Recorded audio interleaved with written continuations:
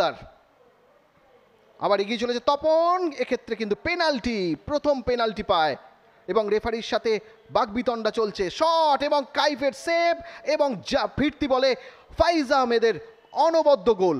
বলটিকে লক্ষ্য করে এগিয়ে এসেছিল ফাইজ আহমেদ এবং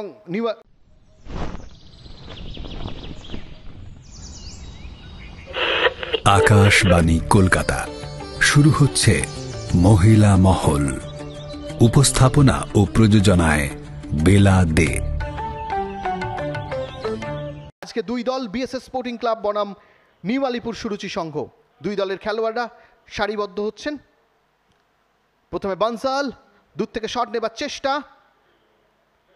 আবার কিন্তু দেবজিৎ বসাক সেন্টার, কিন্তু ওখানে কাইফ, আবার বেদেশ্বর কাইফ, দুর্দান্ত কালেকশন। ওখানে দুরন্ত শট ছিল সৌরভ রামের, কিন্তু প্রতিহত করেছেন শুভম রায়। প্রথমার্ধের খেলার ফলাফল 0-0 থাকার পর দ্বিতীয়ার্ধের খেলা শুরু হচ্ছে। দ্বিতীয়ার্ধের খেলাটি একবারে নাটকীয় ভরপুর।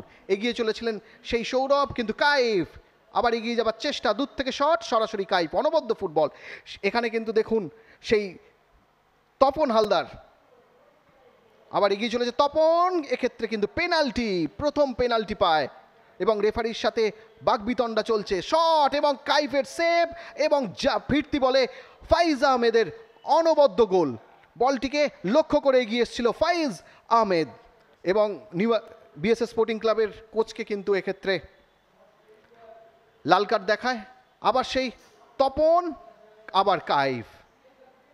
খেলা কিন্তু আক্রমণ প্রতি আক্রমণে জমে উঠেছে। এখানে সৌরভকে হলুদ কার্ড, এখানে কিন্তু পেনাল্টি, লালম সাঙ্গাকে ফাউল করে ফেলে এবং পেনাল্টি থেকে 1-1 করে দেয় ডেভিড। আবার শট, এখান থেকে তপন, আবার দুরন্ত সেভ কাইফের। আবার এগিয়ে চলেছে তপন, আবার পেনাল্টি শেষ মুহূর্তে এবং পেনাল্টির নির্দেশ দেয় শুভঙ্কর দাস। হলুদ কার্ড, দেখা যাক 2-1 গোলে এগিয়ে যাচ্ছে।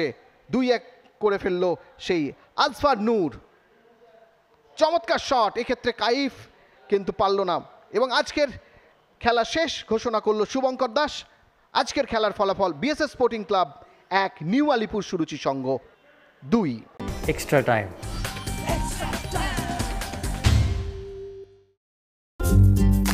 লেটেস্ট নিউজ আর এক্সক্লুসিভ ভিডিওর সঙ্গে আপডেট থাকতে এখনই সাবস্ক্রাইব করুন আমাদের ইউটিউব চ্যানেল। বেল আইকনে ক্লিক করতে ভুলবেন না যেন।